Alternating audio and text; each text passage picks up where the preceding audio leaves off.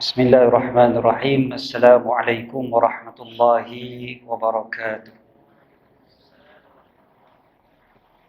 الحمد لله رب العالمين وبه نستعين، والصلاة والسلام على سيدنا وحبيبنا وشفيعنا وزخرنا مولانا محمد الأمين، وعلى آله الطيبين وأصحابه الأكرمين وأزواجه الطاهرات أمهات المؤمنين ومن تبعهم بإحسان إلى يوم الدين. سبحانك لا علم لنا إلا ما علمتنا إنك أنت العليم الحكيم. اللهم إنا نسألك الصدق في القول والإخلاص في العمل. اللهم آمين. أما بعد، قال الله تعالى في محكم تنزيله بعد أعوذ بالله من الشيطان الرجيم. بسم الله الرحمن الرحيم. سبحان الذي أسرى بعبده ليلا من المسجد الحرام إلى المسجد الأقصى الذي باركنا حوله لنريه من آياتنا إنه هو السميع البصير. صدق الله العظيم. Terima kasih pada Tuan Pengurusi Majlis, Tuan Nazir dan seluruh jawatan kuasa, Tuan Pengurusi dan seluruh jawatan kuasa masjid, para pegawai syarak, Tuan-Tuan Imam, Tuan-Tuan Bilal, tuan-tuan guru, para asatizah, para habaib, para pimpinan masyarakat, ibu-ibu dan ayah-ayah, abang kakak, adik-adik, muslimin dan muslimat, tuan-tuan dan perempuan yang dirahmati lagi dikasihi oleh Allah Subhanahu wa taala sekalian. Alhamdulillah, syukur pada Allah. Allah pilih kita pada malam ini, Allah letakkan kita di rumahnya. Syukur banyak-banyak pada Allah. Tuan-tuan masuk ke masjid tadi sebut tak alhamdulillah. Alhamdulillah, ramai yang ngangguk. Maknanya ramai yang sebut alhamdulillah. Biar bila kita sampai saja dekat masjid, sebutlah alhamdulillah. Nikmat yang sangat besar, yang mudah-mudahan bila kita bersyukur, Allah tambah lagi. La in syakartum la azidannakum. Jadi syukur tu kena ada. Setiap kali datang masjid, ulang lagi rasa syukur, tambahkan lagi rasa syukur. Sebab kita selalunya lupa untuk bersyukur pada nikmat yang selalu kita dapat.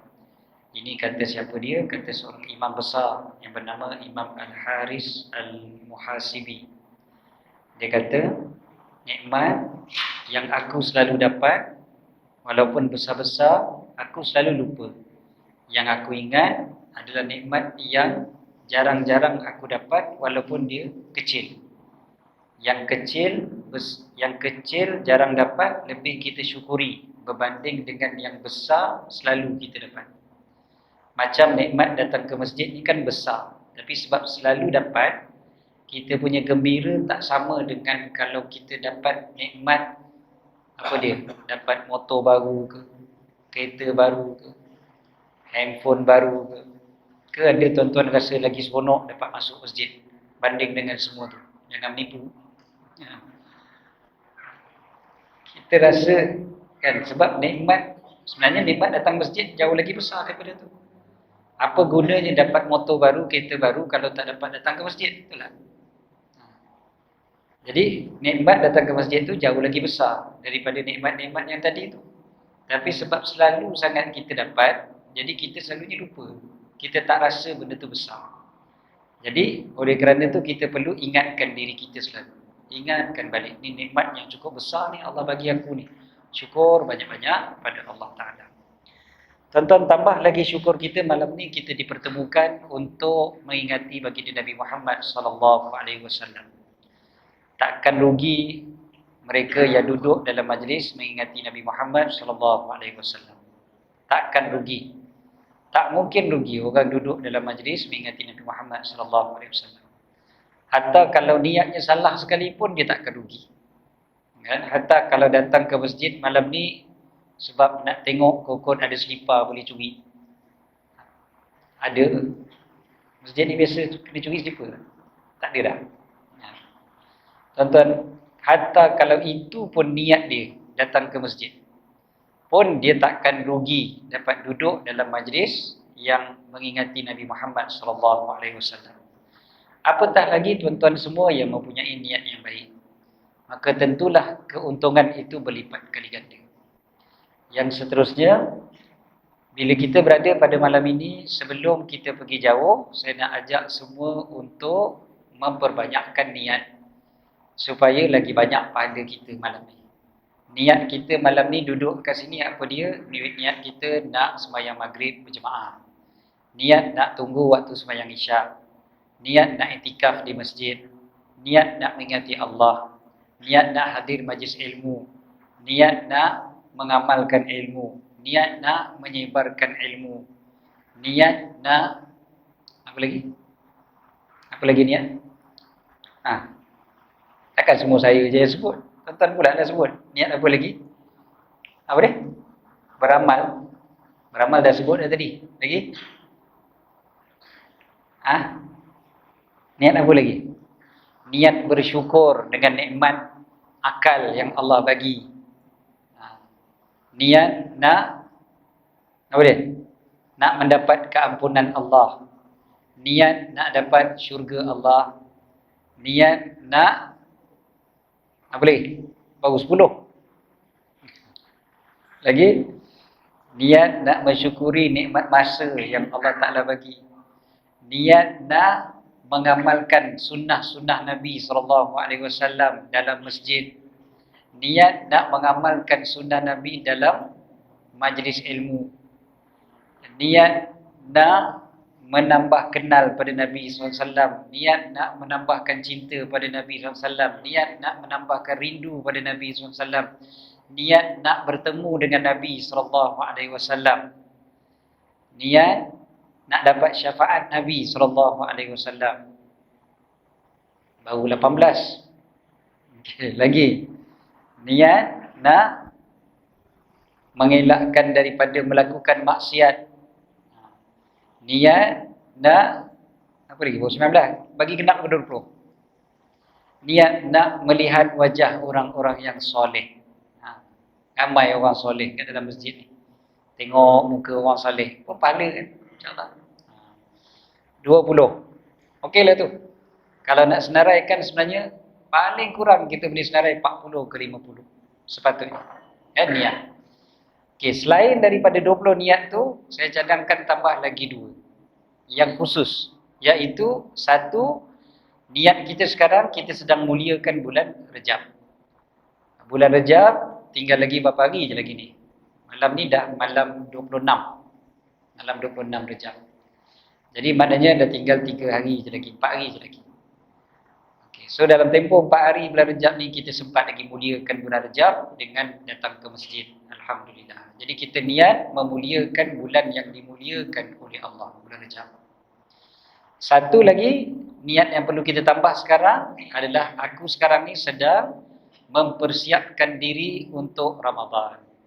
Ini preparation aku untuk Ramadan. Kita dengar tadi imam kita bacakan doa Allahumma barik lana fi Rajab wa Sya'ban ballighna Ramadan. Kita nak sampai ke bulan Ramadan, maka niat betul-betul perancangan kita untuk Ramadan ini. Kita tak tahu bila masa saja Allah Taala boleh cabut nyawa kita kan? Bila masa Allah Taala boleh cabut? Ke ada yang rasa dia memang confirm hidup bulan Ramadan ni? Ada boleh angkat tangan, dah buat deal dengan malaikat maut dah. Hidup bulan Ramadan ni. Semalam saya berceramah, 2-3 orang yang duduk sebelah saya ni semuanya milioner besar belaka. Chairman satu bank yang antara bank paling besar dekat Malaysia. Seorang lagi CEO bank tu punya group. Ini semua confirm milioner. Dia punya orang nombor 3 ke orang nombor 4. Orang nombor 4 tu pun bila saya tengok turun lepas program, sambil saya berbual-bual tu, dia naik kereta dia dengan driver dan kereta dia pun harga saya pun tak tahu berapa. Tengok. Itu orang nombor 4. Jadi, ni 3-4 orang ni semuanya jutawan. Saya pun terus tanya, Datuk rasa hidup tak Ramadan ni? Rasa Ramadan ni masih hidup tak? Semua, ui, Ustaz jangan tanya. Takut kena tanya soalan tu kan? Takut gitu. Sebab kaya macam mana kita pun kita tak boleh beli masa.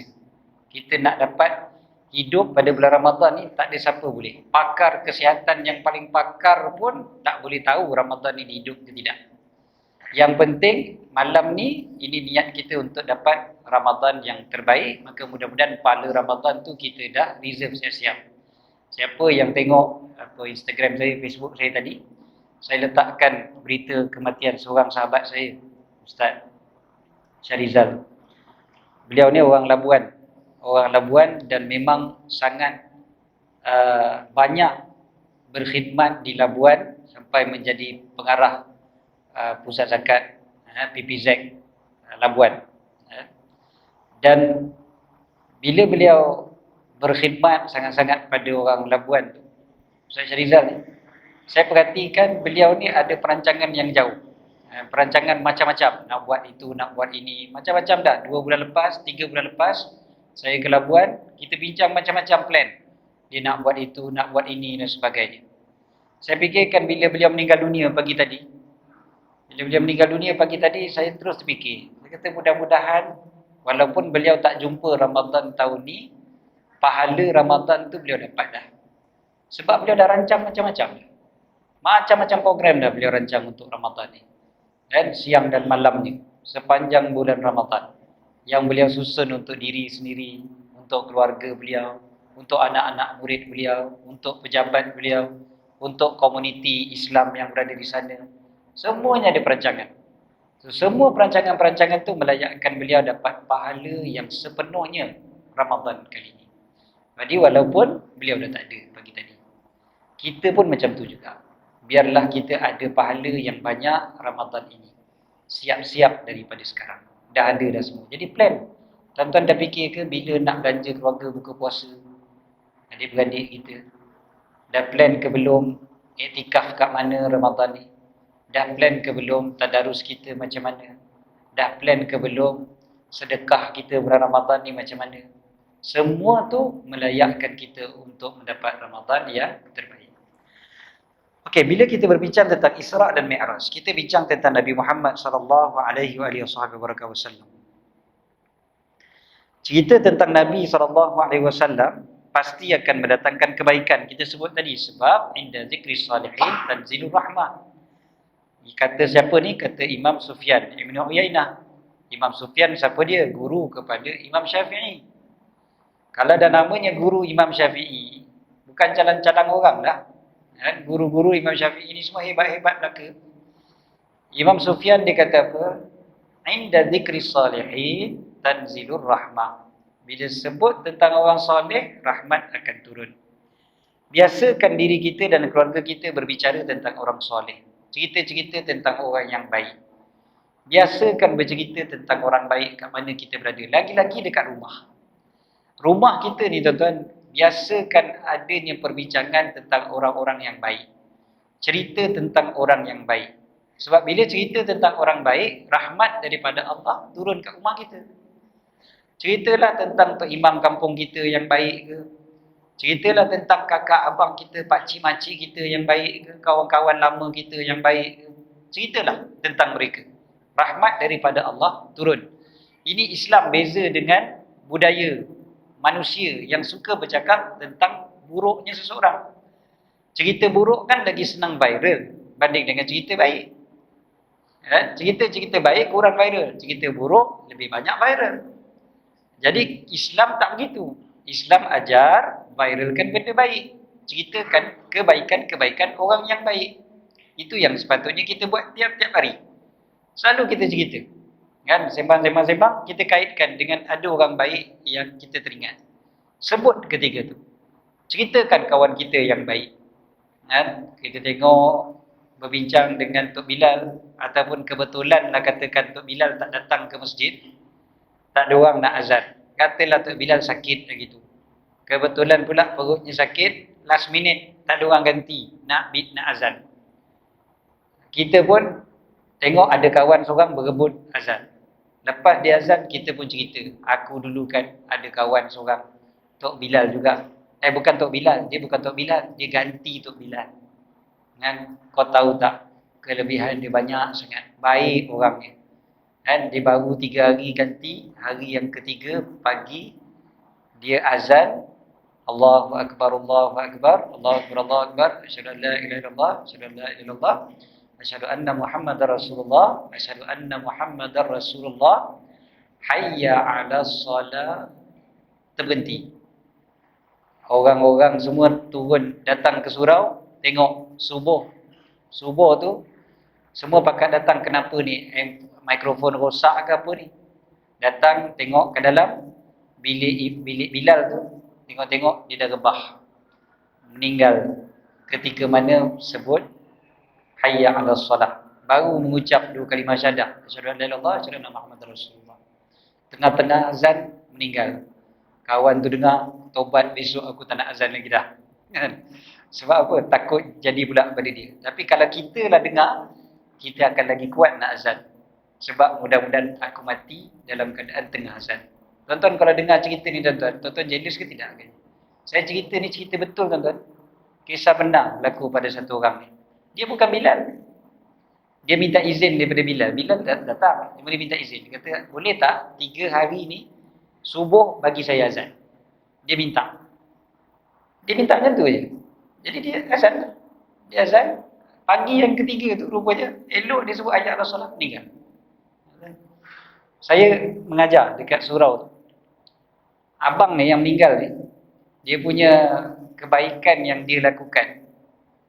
Dia biasa je, orang dia sempoi je, relax je, macam tu je. Tapi dia punya perbezaan dengan orang lain adalah dia tukang baju kopi. Jadi kalau ustaz-ustaz datang ngajar apa semua kan, dia dah tukang baju kopi. Lepas-lepas kuliah, kadang-kadang lepak-lepak dekat pantry tu, dia dah tukang baju. Dia tak bagi orang lain. Ini part dia. Tukang baju kopi. Kopi je tuan-tuan, bukan susah. Kan? Tapi walaupun benda tu tak susah, tapi dia berebut untuk khidmat kan, dan rupa-rupanya Allah Ta'ala pilih dia. Mungkin ada lagi lah amalan-amalan yang lain yang kita tak tahu. Tapi itu antara amalan yang saya tahulah, yang dia ni memang suka buat. Kata subhanallah, Allah muliakan dia pada akhir hayat dia. Tuan-tuan, siapa baju kopi kat masjid ni? Bilal juga? Wih, biar betul. Okey, tak apa. So, cerita tentang orang yang baik ni, rahmat daripada Allah turun. Rahmat daripada Allah berjujuran. Apatah lagi kalau kita berbicara tentang Nabi Muhammad SAW. Sayyidus Salihin. Baginda penghulu orang soleh. Lagilah banyak rahmat yang berjujuran. Jadi dekat rumah kita kalau boleh, tuan-tuan, bukan kalau boleh lah, kalau tak boleh pun bolehkan juga. Cerita tentang Nabi Muhammad SAW. Maksud kalau tak boleh-bolehkan juga tu, maknanya kalau tak tahu pun cari, bagi tahu supaya boleh juga kita cerita tentang Nabi Muhammad SAW. Dekat rumah kita, saat kita berbicara tentang baginda, rahmat daripada Allah sedang berjujuran dekat rumah kita. Rugi kalau kita tak ada langsung bicara tentang Nabi dekat rumah kita. Rahmat daripada Allah tak berjujuran, rugilah kita. Kita mengharapkan rahmat Allah kan, dekat dunia, dekat akhirat, apatah lagi. Kasih sayang daripada Allah lah yang kita nak. Kita masuk ke masjid pun yang kita minta rahmat kan. Allahumma ftahli abwaba rahmatik. Ya Allah, bukakan bagi aku pintu-pintu rahmatmu. Masuk masjid pun minta rahmat daripada Allah. Jadi rugilah kalau kita dah ada peluang untuk dapat rahmat daripada Allah yang banyak, sekali langsung kita tak manfaatkan, langsung tak nak berbual, tak nak bercerita tentang Rasulullah SAW dekat rumah kita. Bacalah kisah-kisah Nabi. Banyak kitab-kitab yang cerita, buku-buku yang ada kat pasaran, terlalu banyak cerita-cerita tentang Nabi SAW. Bacakan pada anak-anak kita. Ya? Bacakan, jangan langsung tak ada cerita pasal Nabi SAW dekat rumah kita. Ya? Seterusnya, cerita tentang Nabi SAW ini yang biasa-biasa pun jadi luar biasa. Sebab ada sahaja pengajaran yang kita boleh ambil daripada baginda SAW. Cerita macam mana Nabi tidur pun ada pengajaran dia. Cerita macam mana Nabi makan pun ada pengajaran dia. Cerita macam mana Nabi duduk bersandar pun ada pengajaran dia. Cerita macam mana Nabi berjalan, Nabi apa-apalah, apa yang baginda buat, semuanya ada pengajaran yang besar. Maknanya walaupun cerita-cerita itu kalau pada manusia lain, dia benda biasa. Berjalan, makan, minum, duduk, bersandar, tidur, benda biasa.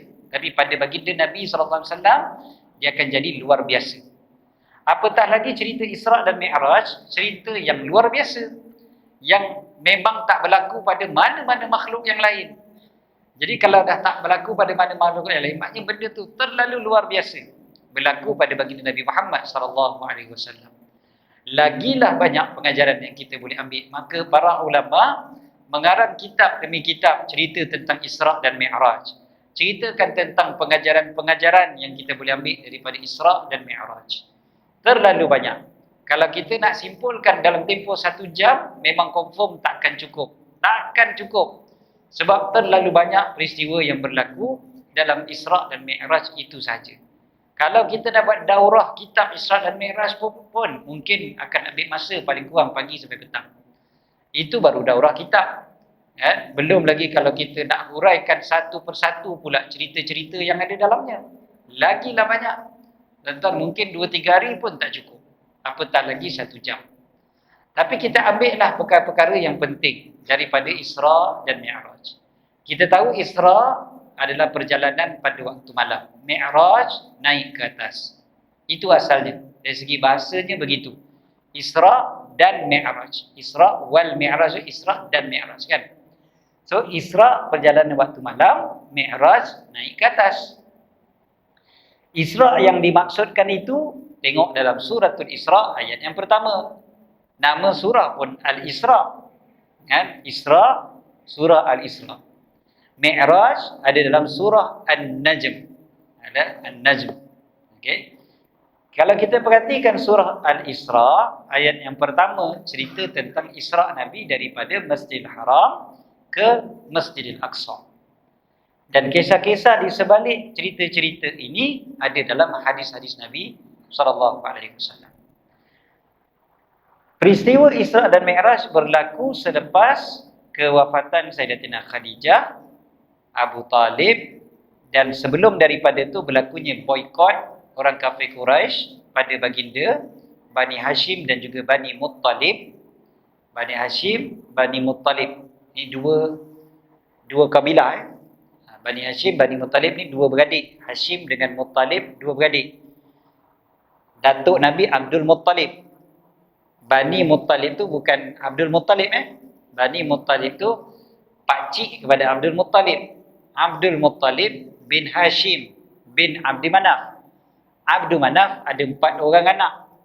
So 2 orang anak namanya Hashim dan juga Muttalib.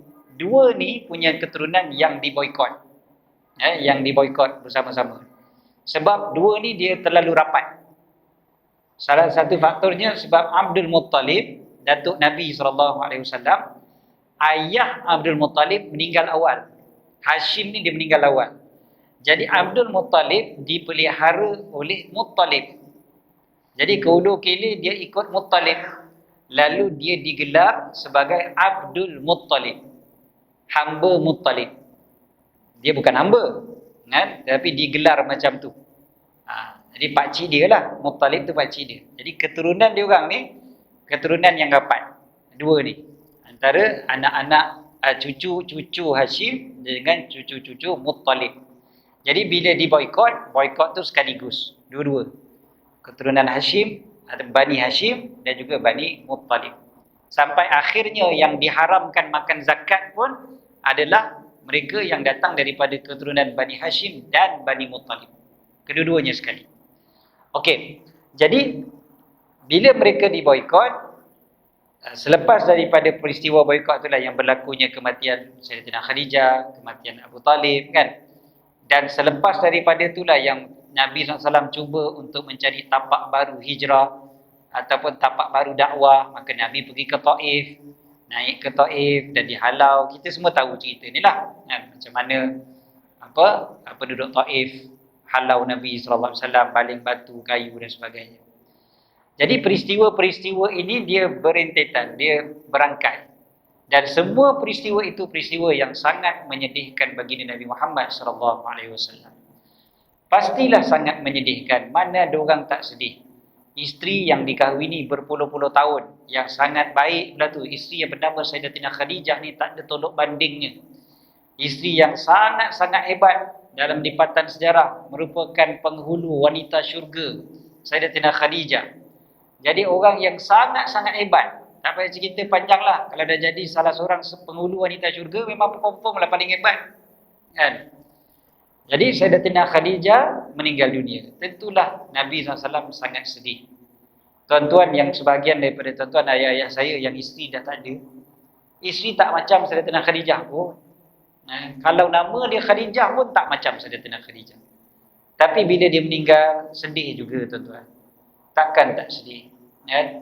Mesti sedih. Mesti sangat-sangat memberi kesan dalam jiwa. Okey, itu Sayyidatina Khadijah. Abu Talib bela Nabi daripada kecil. Lepas Abdul Muttalib meninggal dunia. Meninggal dunia juga. Kan? Nabi sedih. Penduduk kafir Quraisy boikot Nabi dengan para sahabat, dengan orang yang beriman. Kena boikot, sangat sedih. Nabi waktu tu umur baginda dah berapa dah? Umur baginda 50 tahun ketika tu.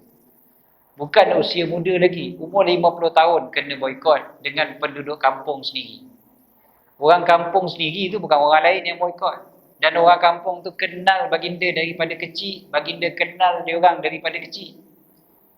Kan? Satu kampung. Dan dia orang kenal pula tu Nabi orang yang sangat amanah, jujur. Nabi takkan berdusta, takkan menipu. Bukannya Nabi diboikot kerana buat salah. Bukan Nabi diboikot kerana buat jahat pada penduduk kampung. Tak. Nabi lagi sedih sebab Nabi nak bawa mereka ke arah keselamatan, nak menyelamatkan mereka, tapi Nabi diboikot. Lagilah sedih. Memang Nabi sedih pada tahun tersebut. Jadi kesedihan demi kesedihan Allah Ta'ala bawakan Nabi SAW dalam perjalanan yang agung, perjalanan Isra dan Mi'raj. Ayat pertama daripada surah Al-Isra, perkataan pertamanya adalah Subhana, Maha Suci. Subhan, Maha Suci. Perjalanan Isra Mi'raj, dia takkan lari daripada perkataan Subhan.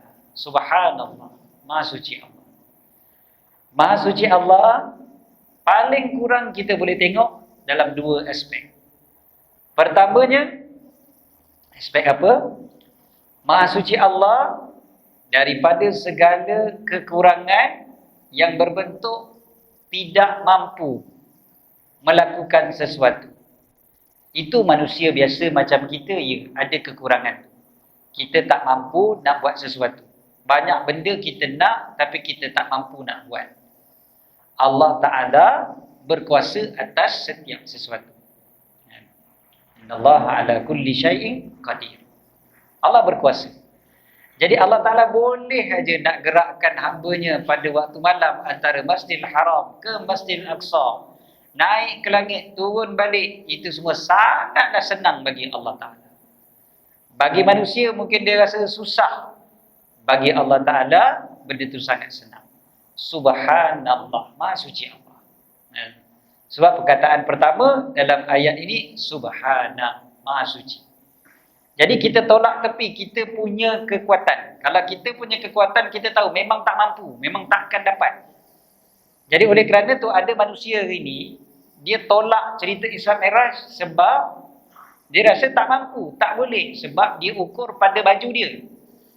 Kalau dia yang nak bawa manusia itu daripada satu tempat ke satu tempat yang jauh, dalam tempoh yang cepat, dia rasa dia tak mampu. Maka dia ingat memang semua orang takkan mampu. Bukan kata kuasa Allah Ta'ala, kuasa kereta kita pun lain-lain. Saya bawa kereta tadi, tiba-tiba ada satu BMW besar datang dari belakang. Tak usahlah nak lomba dengan dia. Tahu dah memang confirm dia punya kuasa kereta dia jauh lagi hebat daripada kita. Dan kalau jalan tu lapang, jalan tu laju, insya-Allah dia memang boleh sampai lagi cepat daripada kita. Betul lah. Tak payahlah kita argue pula. Ya betul, sempat ke, cepat ke? Betapa cepatnya boleh sampai, tak logik contohnya. Ada kawan-kawan saya cerita, dia kata dia bertolak dari Perlis sampai ke Kuala Lumpur dalam tempoh lebih kurang 3 jam.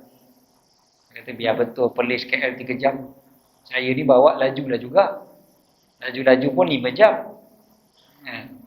Kawan-kawan dia kata sama-sama, ni orang masjid sama-sama ni. Orang masjid. Tok Imam, Tok Bilal. Iya Ustaz, kita orang duduk dalam kereta tu sekali. Betul ke? Iya, kami puas mengucap. Dari Perlis sampai ke KL, banyak pahala kami. Mengucap istighfar, itu je lah. Tapi sampai, kan?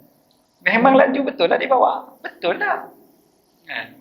Jangan kita kata, mana logik saya biasa bawa 6 jam. Tak logik 3 jam. Tak logik apanya. Memang dah buat dah. Sebab apa? Beza kereta dia, bukan kereta kita. Driver je pun lain. Kan? Driver dia adik-beradik maka cumaka. Kan? Kita siapa dia? Jadi memang lain lah. Itu baru kuasa manusia dengan kuasa manusia. Kuasa makhluk yang lemah dengan kuasa makhluk yang lemah. Itu pun kita tak boleh nak bandingkan, tak boleh nak kata mustahil dan sebagainya. Baru kuasa makhluk yang lemah tu pun kadang-kadang kita berani nak kata mustahil. Tu pasal sekali tiba-tiba nak kata kuasa Allah Ta'ala, nak kata mustahil. Memang kau ajar betul lah maknanya. Kuasa Allah Ta'ala, tiba-tiba kita rasa mustahil. Macam manalah manusia boleh berjalan begitu laju dan sebagainya. Kuasa Allah Ta'ala. Tambah pula yang digerakkan itu adalah Nabi Muhammad SAW. Nabi Muhammad SAW bukan manusia biasa macam kita. Baginda adalah manusia, tetapi lain daripada kita. Betul lah disebutkan dalam Al-Quran, bila disebutkan Qul innama ana basyarum mithlukum. Ada orang dia berhenti kat situ je. Dia kata, katakanlah hanya saja aku adalah manusia seperti kalian. Ana basyarun, aku manusia. Mithlukum, seperti kalian. Dia berhenti kat situ je, dia kata cuba tengok. Nabi sama je macam kita. Dia lupa perkataan sambungannya. Yuha ilayya. Diwahyukan kepadaku. Lain lah maknanya. Kita ada dapat wahyu. Kalau dapat wahyu, confirm macam mana sesat lah tu kan. Jadi, lainlah. Ini yang disebutkan Nabi SAW. Kalaulah dikatakan seperti batu itu, batu dengan batu orang kata sama. Ini pun batu, ini pun batu. Tapi takkan sama antara satu batu yang berbentuk permata dengan batu kerikil kat tepi jalan. Batu juga. Tapi tak ada orang letak batu kerikil buat jadi cincin. Kan? Bangga. Tengok cincin saya, batu kerikil. Kan? Kata, kenapa tak pakai batu yang lain? Alah, sama je. Batu juga. Kan? Teruk sangat kalau fikir macam tu. Tak. Batu dengan batu pun berbeza-beza. Ini disebutkan dalam qasidah disebutkan. Kal-yaqut bainal hajari. Ya, seperti yakut antara batu-batu. Itulah Nabi SAW. Basyarun laisa kal bashar. Seorang manusia yang tak sama macam manusia lain. Jadi bila baginda digerakkan dengan begitu laju dari Masjidil Haram ke Masjidil Aqsa, naik ke langit, turun balik, sebab baginda itu istimewa. Tak macam kita. Kalau kita memanglah tak boleh. Bahkan Nabi lebih hebat daripada malaikat. Kan sampai ke Sidratul Muntaha tu, sampai malaikat pula tak boleh nak bergerak. Malaikat Jibril pun tak boleh. Kalau aku langkah lagi satu je, aku akan hancur. Tapi Nabi boleh. Sebab memang Nabi SAW lebih istimewa daripada malaikat Jibril. Baginda memang lebih istimewa. Simple. Jadi oleh kerana itu kita tak pelik peristiwa itu berlaku. Maka perkataan Subhana, Maha suci Allah, daripada kita menyandarkan kelemahan kepada Allah Ta'ala. Tak ada. Maha suci Allah. Allah tak ada kelemahan. Allah nak buat apa pun boleh. Jadi oleh kerana itulah bila kita minta tolong pada Allah, jangan rasa lemah. Sebab kita minta pada yang maha kuat. Kalau kita fikir kekuatan kita memang tak mampu. Tapi fikirkan kuasa Allah Ta'ala. Ketika itulah kita minta dalam keadaan yakin. Wadu'allah wa antum muqinuna bil ijabah. Minta pada Allah dalam keadaan yakin Allah akan makbulkan. Macam mana kita boleh yakin? Sebab kuasa Allah. Bukan sebab kita. Kalau fikirkan kita memang tak mampu. Tapi bila fikirkan Allah yang maha berkuasa, kita yakin. Ada seorang akak tu, dia Dia tanya saya, pandangan saya tentang anak dia yang tak tutup aurat. Anak dia tak pakai tudung. Jadi anak dia dah besar lah. Anak dia kerja di KL, dia duduk di Alostar. Jadi dia kata, Ustaz tolonglah, tolong bagi nasihat dekat akak, macam mana nak bagi anak akak ni pakai tudung. Tapi sebelum Ustaz nasihat, Ustaz jangan habaq suruh bagi dia tudung. Ustaz jangan bagi tahu suruh dia pakai tudung, bagi dia tudung. Dan sebab kalau nak kira-kira lah, tudung yang akak bagi kat dia, dia boleh buka kedai tudung dah Ustaz. Banyak dia bagi tudung ke anak dia. Tapi anak dia tak mau juga pakai tudung, kan? Dia kata dah puas dah Ustaz, berletih puas dah, tak nak pakai tudung juga. Jadi saya pun kata, Kak, akak doa je lah. Doa seorang ibu tu makbul. Dia kata, Ustaz, doa dah. Dia tak, akak cuba doa dengan cara lain sikit. Akak doa sama-sama dengan dia. Macam mana? Dia balik kampung tak? Balik kampung sebulan sekali. Dia balik kampung tu, akak semayang sama-sama dengan dia. Lepas semayang, akak doa dengan dia. Bagi sama-sama mengaminkan doa tu. Ya Allah, aku sayang anak aku, ya Allah. Aku tak sanggup dia disentuh api neraka, ya Allah. Api neraka engkau sangat pedih, ya Allah. Bukakanlah pintu hati dia untuk tutup aurat dia, ya Allah. Jadi kalau dia orang yang mentaatimu, ya Allah, aku sayang sangat pada dia, ya Allah. Bagi dia dengar. Tapi janganlah sambil-sambil doa, sambil jeling dia. Kau dengar tu. Doa sungguh-sungguh pada Allah. Minta sungguh-sungguh pada Allah. Yakinkah Allah yang pegang hati dia, bukan akak? Walaupun akak yang besarkan dia, akak yang lahirkan dia, akak yang mengandungkan dia, Allah yang pegang hati dia. Kan? Maka minta tu pada pemilik hati dia, iaitu Allah. Allah yang berkuasa, akak tak ada kuasa. Ingat je benda tu. Jadi dia pun buat. Lepas 2 bulan kuliah saya bulanan kali tu. Dia datang lagi sekali, dia kata, Ustaz, alhamdulillah anak akak pakai tudung dah. Bukan saya, akak punya doa tu makbul di sisi Allah SWT. Bila akak yakin betul-betul dengan Allah Ta'ala, bukan dengan usaha kita. Usaha kita ni, kita hanya sekadar buat sebab kita ni hamba Allah Ta'ala. Allah suruh kita berusaha, jadi kita kena usaha. Kita tak boleh jadi bos, tak nak buat kerja apa-apa. Kita hamba, kita kena buat. Allah suruh kita berusaha, betul. Tapi Allah yang akan menentukan. Allah yang maha berkuasa. Benda pelik macam Isra' dan Mi'raj pun Allah Ta'ala boleh buat, yang pelik bagi manusia. Sampai hari ni benda tu masih pelik. Bukan zaman Nabi SAW je. Sampai hari ni benda tu jadi pelik bagi manusia biasa. Manusia biasa kalau buat ataupun kalau cerita, kita tak boleh percaya. Tapi pasal Nabi SAW yang cerita, kita boleh percaya, kan? Benda pelik macam tu pun kita percaya sebab datang daripada Allah, kuasa Allah Ta'ala. Kalau manusia biasa cerita pada kita, dia kata semalam dia pergi tengok bola Arsenal lawan Manchester City. Ustaz pun tahu tau, main-main. Arsenal kalah 3-1. Okey. Dia kata dia pergi tengok malam tadi, pagi ni dia dah ada dah dekat Melaka ni. Kita pun kata, bukan awak seorang ada astro, saya pun ada astro lah. Saya tak kuasa je tengok.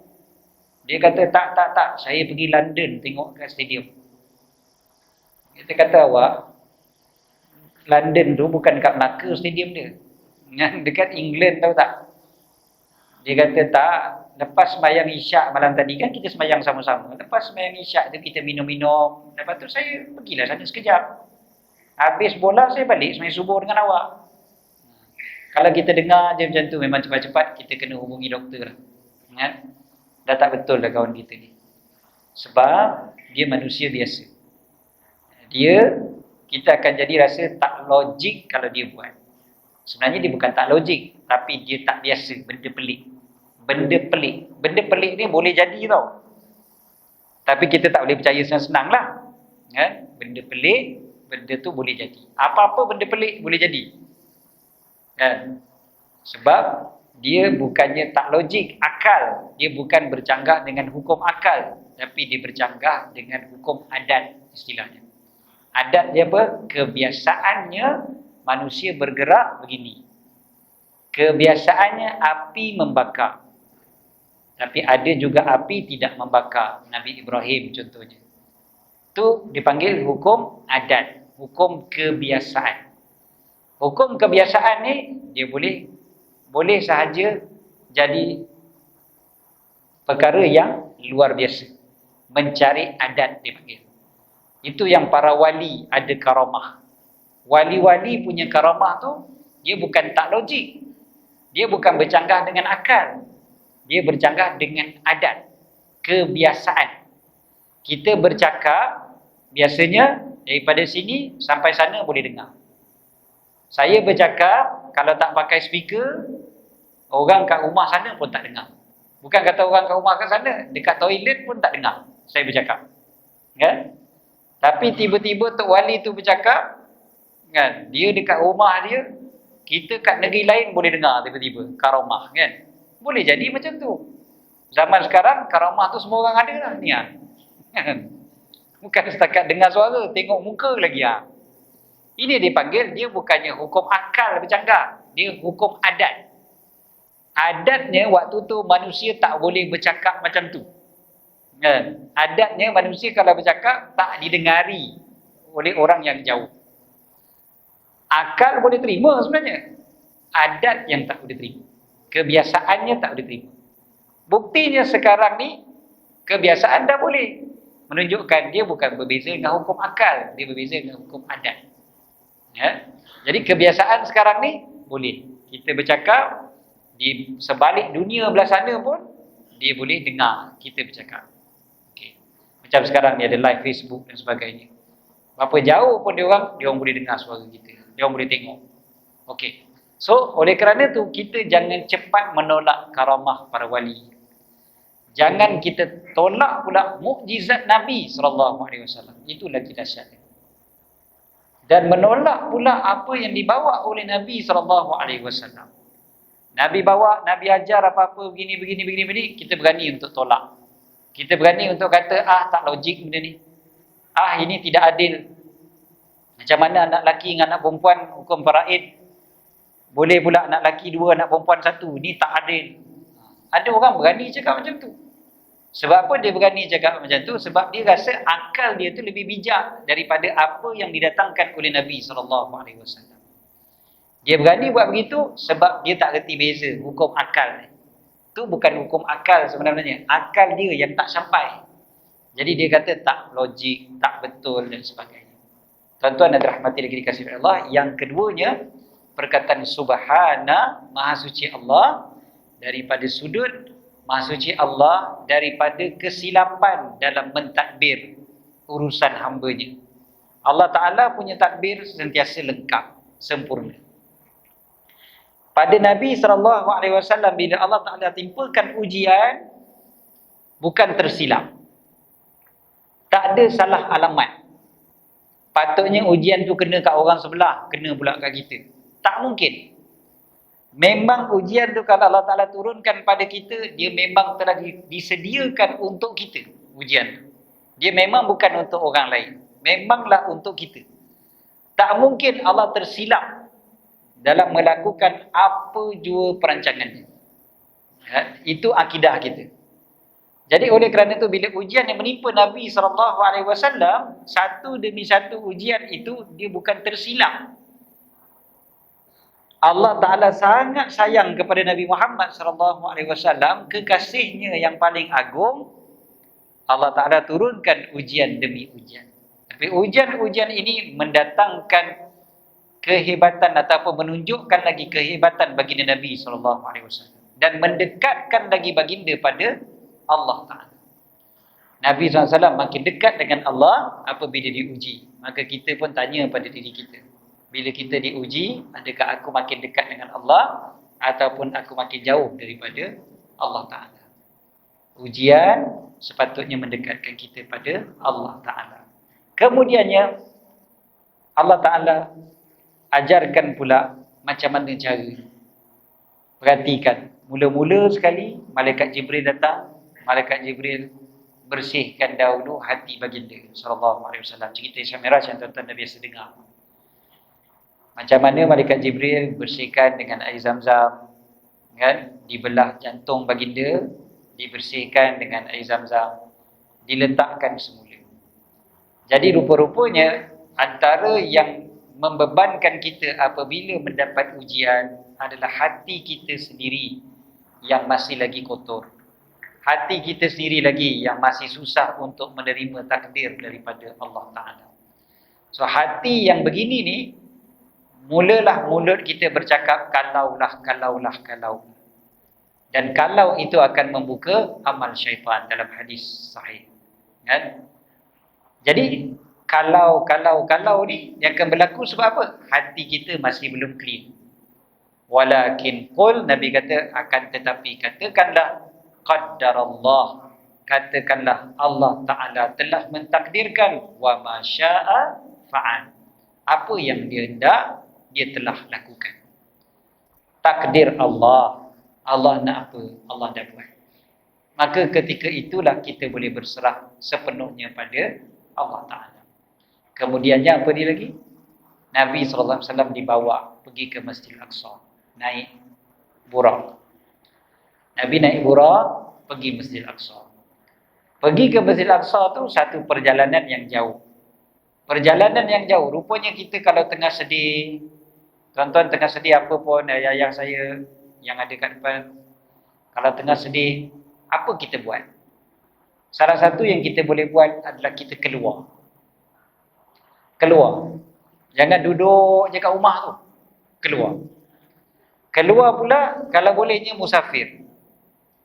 Musafir. Kalau boleh, kalau mampu. Kalau mampu musafir, pergi musafir. Dan musafir yang terbaik adalah musafir pergi tempat yang barakah.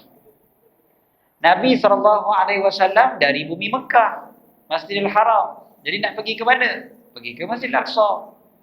Kita dari sini nak pergi mana? Yang paling baik pergi umrah. Pergi ke Mekah. Itu yang terbaik. Tapi mahal sekarang tuan-tuan. Dah naik harga dah. Kan? Naik harga.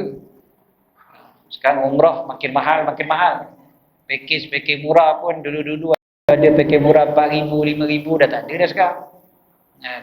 Sekarang yang murah-murah pun 7,000. 7,000 lebih. Itu pun hotel jauh tu 7,000 tu. Kan? Nak dapat hotel dekat-dekat 9,000 pakejnya. Jadi maknanya dah mahal. Kita tak mampu contohnya. Maka carilah masjid. Pergi ke masjid. Ya? Pergi ke masjid. Pergi ke masjid, tuan-tuan, tak mesti masjid yang dekat. Pergi masjid yang jauh pun tak apa. Nak mendatangkan ketenangan hati.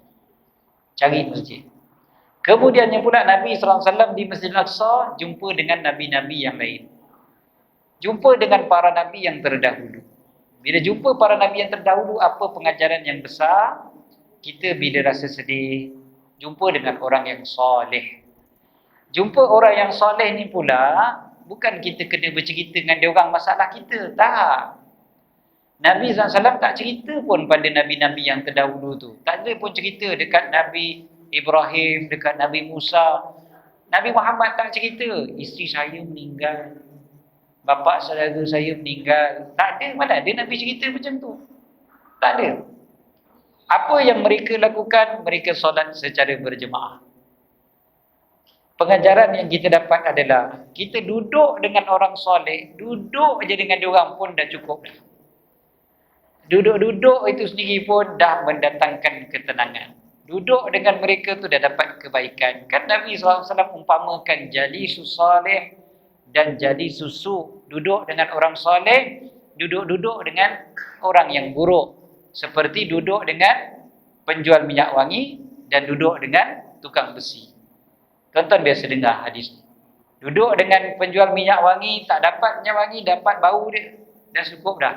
Keluar daripada kedai perfume dia, wangi kita. Tuan-tuan, duduk dengan orang soleh macam tu. Orang soleh nak jumpa kat mana lagi? Masjid je lah. Takkan nak cari kat stadium.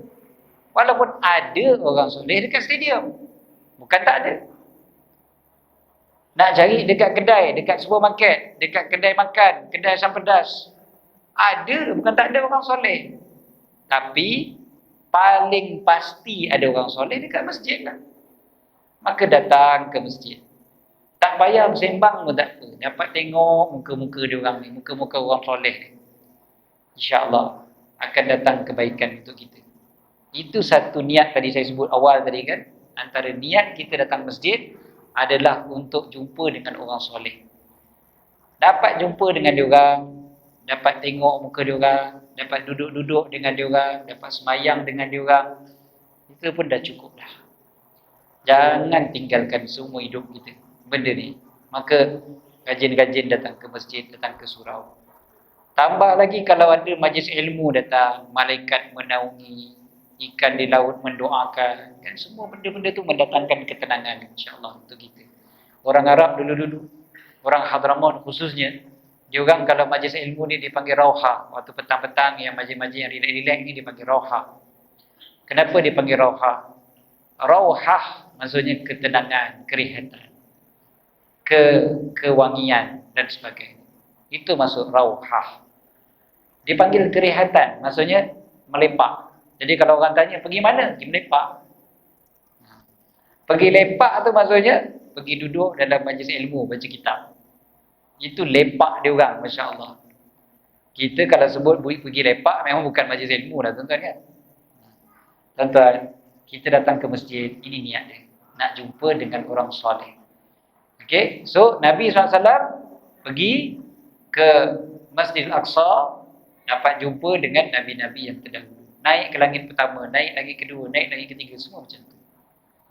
Lagi, satu lagi yang ditunjukkan adalah Nabi SAW dari Mekah ke Masjid Al-Aqsa tu. Betul Nabi naik burak.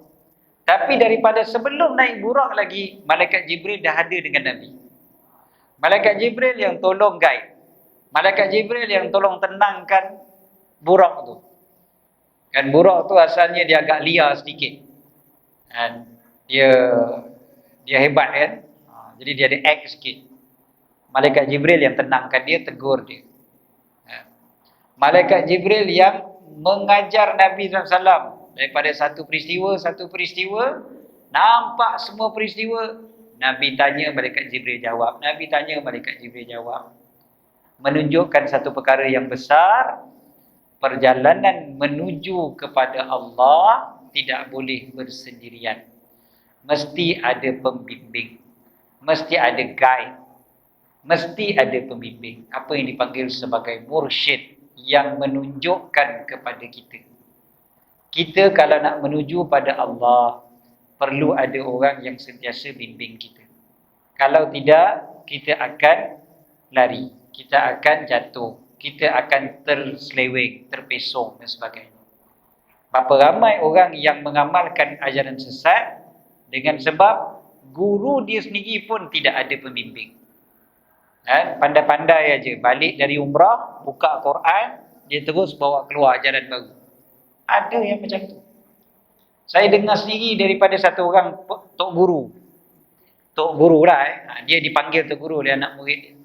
Tok guru ajaran sesat lah. Bila kita dialog dengan dia, kita tanya macam mana tok guru dapat ni ilmu-ilmu ni.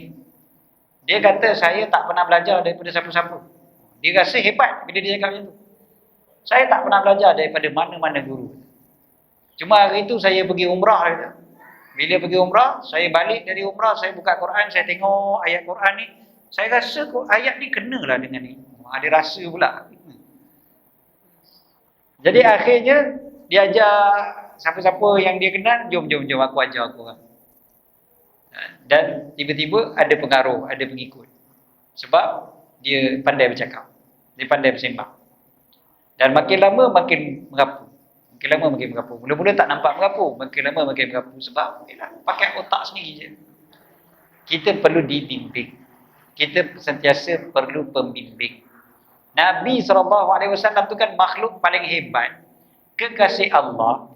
Kalau tak ada Malaikat Jibril pun, Allah boleh je bagi faham kepada Nabi tanpa Malaikat Jibril. Boleh sangat. Kita pada hari ini berapa banyak benda yang kalau kita tak tahu, kita boleh Google je, benda-benda duniawi. Kita boleh cari cara nak buat ni, cara nak buat tu. Macam-macam boleh cari. Akak-akak nak masak, dulu kena terjemah. Sekarang tak payah dah. Tengok je kat internet, berlambak-lambak resepi ada 50 resepi, pilih je mana satu. Tengok sendiri. Dia siap ajar, ada gambar, ada video lagi macam mana dia buat. Kita pun orang lelaki macam tu juga, apa pun nak buat pun macam-macam. Kita tak faham, boleh faham dengan video YouTube, lambak-lambak ada. Kita tak ingat, dah lama dah belajar dulu benda tu, tapi dah lama tak buat, dah lupa. Tengok dekat YouTube, oh okey, baru ingat balik macam nak buat. Simple je kadang-kadang, tuan, jam kereta tak menyala. Saya hari tu macam tu lah. Lama dah ni cerita kan. Kereta tak boleh start. Kereta satu lagi ada. Jumper ada. Dua-dua tak tahu macam mana nak jump. Sudah. Ini mana satu nak kena masuk mana satu dulu. Jangan pandai-pandai meletup kan. Jadi macam mana cara? Jangan takut. Syekh Google kan ada. Kan? Cari bukan satu je, tengok banyak-banyak dulu. Semua sepakat cakap benda yang sama. Betul ni. Kan? Cuba buat. Berjaya. Alhamdulillah. Kalau tak berjaya, meletup. Itu je lah. Kan? Tuan-tuan, itu kalau berkaitan dengan dunia. Tapi kalau berkaitan dengan akhirat, kalau kita dedahkan diri kita pada betul dengan salah macam tu, kita cari nahas. Kereta rosak, boleh repair. Kereta kalau rosak tak boleh repair pun, boleh beli baru insyaAllah. Tak boleh beli baru pun, motor ada. Maknanya, masih lagi boleh bergerak di atas muka bumi ni. Salah, tapi masih lagi boleh recover. Tapi kalau akhirat kita salah, akhirat kita sesat, akhirat yang kita buat pertaruhan ni betul ataupun salah ni, maka dia tak boleh nak recover dah. Dah tak boleh patah balik ke dunia. Ya Allah, dulu aku tak cari guru, aku pandai-pandai aja. Kan? Jadi ya Allah, boleh tak kalau patah balik, aku nak cari guru yang betul. Tak ada masa dah. Dah tak ada dah peluang untuk kita. Tuan-tuan, maka di dunia ni carilah guru-guru yang boleh membimbing kita. Kelas-kelas pengajian yang ada dekat Masjid Al-Huda ni, datang tuan-tuan. Buka kitab. Bertanya. Ustaz mengajar, rajin-rajin bertanya. Jangan tak bertanya. Bertanya. Yang buka kitab ni kan, Ustaz buka kitab, pastikan kita bertanya. Jangan malu nak bertanya. Nabi SAW orang paling hebat. Nabi bertanya banyak kepada Malaikat Jibril. Nabi rendahkan diri di hadapan Malaikat Jibril. Sedangkan Nabi orang yang paling agung, makhluk paling agung. Kita dah sebut tadi, Nabi lebih agung daripada Malaikat Jibril. Tapi Nabi merendah diri di hadapan Malaikat Jibril. Baginda paling agung. Kalau nak sombong, baginda lah orang paling layak untuk sombong. Tapi baginda tak sombong. Tak ada manusia kat dunia ni yang layak sombong kalau nak bandingkan dengan Nabi SAW. Bilioner macam mana sekalipun dekat dunia ni, orang paling kaya dekat dunia ni pun takkan sama dengan Nabi Muhammad SAW punya kehebatan. Tapi Nabi merendah diri. Merendah diri pula di hadapan Malaikat Jibril, tanya. Bila baginda tak tahu, baginda ditanya soalan, baginda kata apa? La a'lam hatta as'ala Jibril. Aku tak tahu sampailah aku tanya kepada Malaikat Jibril. Kita orang belum tanya, kita dah jawab. Kan? Punyalah cepat nak jawab. Kita dengar orang bersembang, tak betul tu. Kita pula, dia tak tanya kita pun kadang-kadang. Dan Nabi tak berani jawab kalau Nabi tak tahu. Kita punyalah, sampai disebutkan apa? Dekat Malaysia ada 14 juta mufti. Kan? Bukan 14 mufti, 14 juta mufti. Tengok dekat internet, banyak mufti-mufti ni. Tuan-tuan, Nabi SAW tu punya tawaduk. Dia kata, aku takkan jawab selagi mana aku tak tanya Malaikat Jibril. Malaikat Jibril pula jawab benda yang sama. La a'lam hatta as'ala Rabbi. Aku tak tahu sampailah aku tanya kepada Tuhanku. Lepas tu barulah diberitahu oleh malaikat Jibril kepada Nabi Muhammad sallallahu alaihi wasallam, barulah Nabi berani jawab.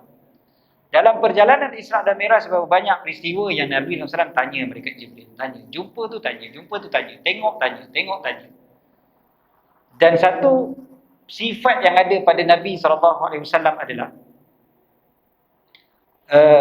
dalam kitab Syama'il Muhammadiyah pun cerita, salah satu sifat baginda yang disebutkan oleh Hindun ibnu Abi Halah, anak tiri Nabi SAW. Hindun ibnu Abi Halah ni anak Sayyidatina Khadijah, jadi anak tiri Nabi lah. Hindun ibnu Abi Halah ni cerita pasal Nabi banyak detail, fizikal Nabi apa semua dia cerita.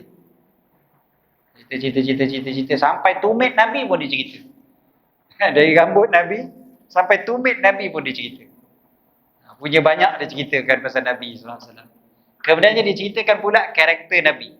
Salah satu daripada karakter baginda disebutkan oleh Hindun ibn Abi Halah adalah kebanyakan pandangan baginda adalah pandangan yang mencari pengajaran, mencari hikmah, memikirkan hikmah, memikirkan sesuatu.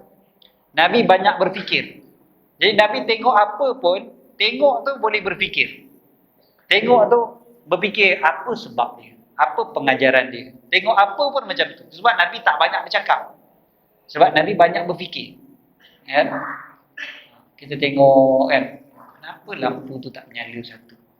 Kenapa yang lain tu menyala? Ada apa sebab dia? Kan? Tengok tu ada fikiran keluar. Fikir. Tapi kalau fikir saja tak cukup, Nabi bertanya. So bila peristiwa Isra Mi'raj tu jumpa macam-macam kisah kan. Nampak yang itu, nampak yang ini, nampak kubur yang wangi, nampak orang yang menghancurkan mulut dia sendiri apa semua tu kan. Jadi bila tengok benda-benda macam tu, Nabi tanya kepada malaikat Jibril. Sentiasa bertanya pula. Jadi kita ni pula, maknanya kita kena ada dua-dua benda tu. Kita kena selalu berfikir dan selalu bertanya. Inilah jawapan Sayyidina Ibnu Abbas radhiyallahu anhuma yang menjadi seorang yang sangat-sangat hebat. Ibnu Abbas bila ditanya macam mana beliau dapat kehebatan tu, beliau kata, aku dapat dengan dua. Dengan akal yang selalu berfikir, dengan lidah yang selalu bertanya. Lisan Sa'ul, dia kata, lidah yang selalu bertanya. Akal selalu berfikir, lidah selalu bertanya. Ini memang akhlak Nabi SAW yang dipelajari oleh Sayyidina Ibn Abbas, menjadikan beliau seorang yang sangat hebat. Selain daripada doa Nabi SAW pada beliau lah kan, Allahumma faqihu fiddin wa alimhu ta'wil dan sebagainya.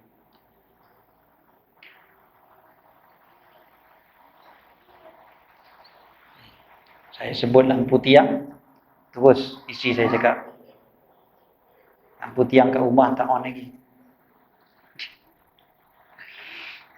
Okey.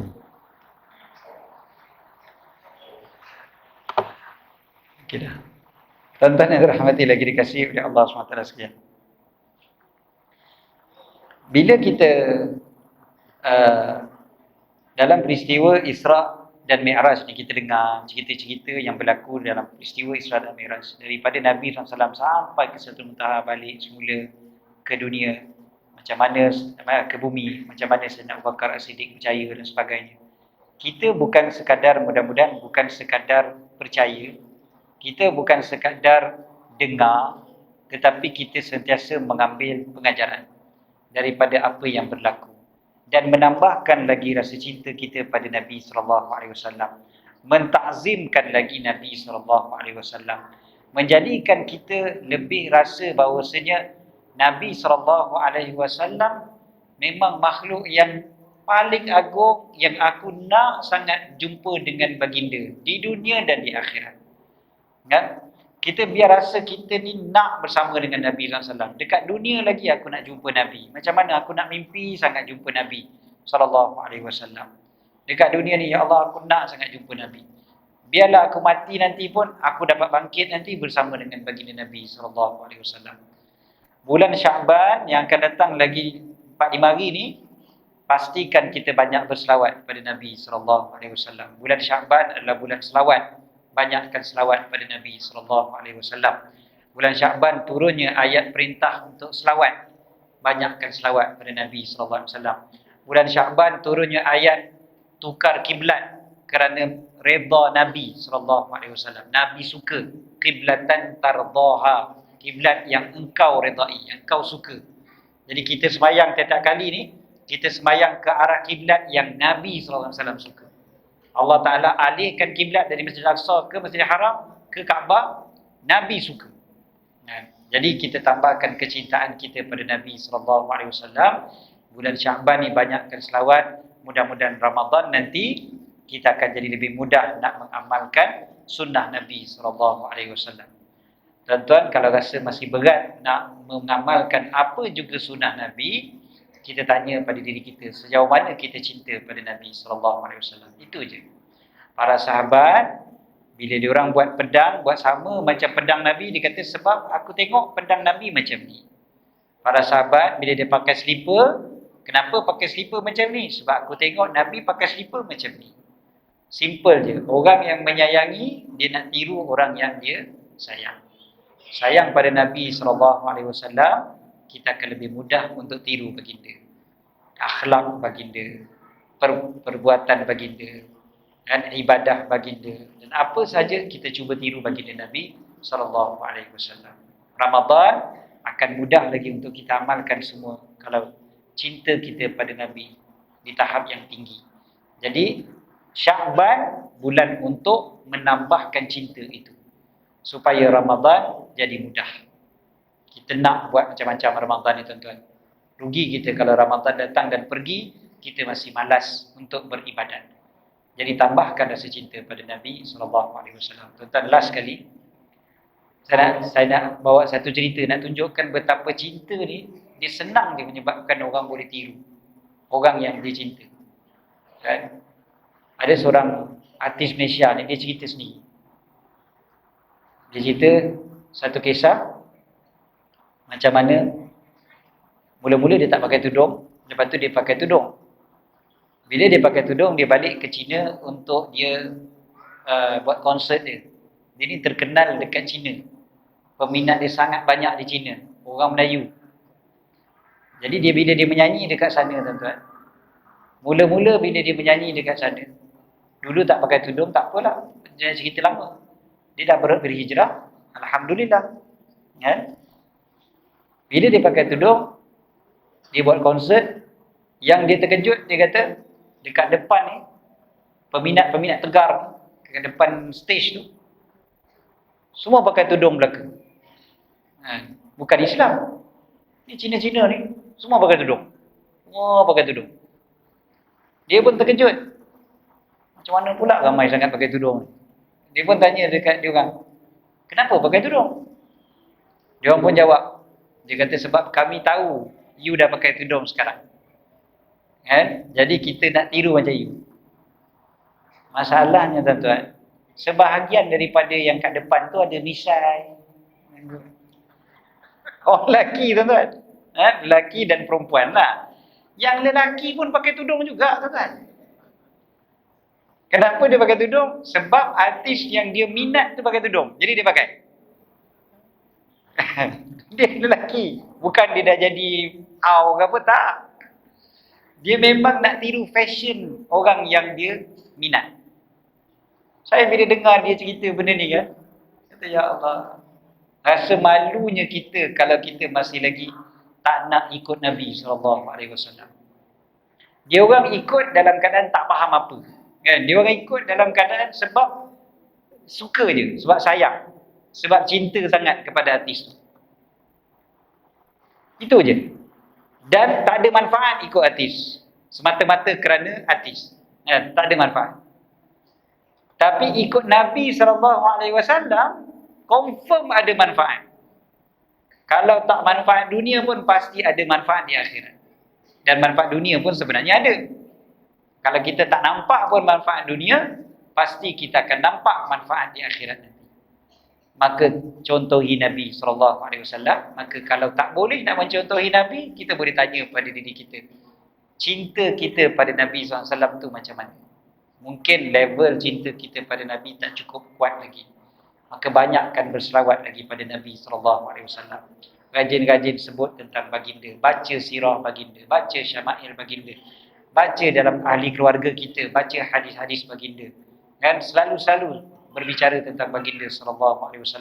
Mudah-mudahan bertambah cinta, makin bertambah senanglah untuk kita mengikuti baginda, dan mudah-mudahan di akhirat kita dapat bangkit bersama dengan baginda SAW, dapat kita minum daripada telaga baginda Nabi SAW, dapat masuk ke dalam syurga bersama-sama dengan baginda Nabi SAW. Cukup setakat itu insya-Allah untuk malam ni. Minta maaf salah dan silap, dan doakan juga perjalanan saya pulang ke Kuala Lumpur kejap lagi. Besok kuliah saya di Kuala Lumpur pagi, dan kemudiannya terus ke besok di Besut Terengganu insya-Allah malam Isra Mi'raj, kuliah Isra Mi'raj. Saya tak Isra Mi'raj. Saya tak naik buruk, tuan-tuan, saya naik kereta. Jadi besok malam di Besut Terengganu insya-Allah, lusa di Kuala Lumpur, pagi di Kuala Lumpur insya-Allah. Jadi doakan perjalanan, mudah-mudahan Allah Ta'ala selamatkan. Dan tuan-tuan yang dirahmati dan dikasihi Allah, mudah-mudahan malam ini apa yang kita lakukan ini benar-benar menambahkan lagi cinta kita pada Nabi SAW, dan menguatkan lagi kita untuk menegakkan syariat baginda Nabi SAW dan sunnah baginda SAW. Aqulu qawli hadza wa astaghfirullahal azim li wa lakum. Bismillahirrahmanirrahim. Rabbana anfa'na bima 'allamtana, rabbi 'allimna alladhi yanfa'una, rabbi faqihna wa faqih ahlana wa qarabatin lana fi dinina ma'al qutri unsa wa dhakar. Rabbi waffiqna wa waffiqhum lima tartadi qawla wa fi'lan karama, warzuqil kulla halalan da'ima, wa akhilla atqiya ulama, nahza bil khair nukfa kulla syar. Rabbana aslih lana kulla syu'un wa akirra birridha minkal 'uyun, واقض عنا ربنا كل الديون قبل أن يأتنا رسل المنون، واغفر واستر أنت أكرم من ستر. وصلاة الله تغشى المصطفى من إلى الحق دعانا والوفاء، بكتاب فيه للناس شفاء، وعلى الآل الكرام الشرفاء، وعلى الصحب المصابيح الغرر. اللهم اهدنا بهداك واجعلنا ممن يسارع في رضاك، ولا تولنا وليا سواك، ولا تجعلنا ممن خالف أمرك وعصاك. وحسبنا الله ونعم الوكيل، ولا حول ولا قوة إلا بالله العلي العظيم. صلى الله على سيدنا محمد وعلى آله وصحبه وبارك وسلم، والحمد لله رب العالمين.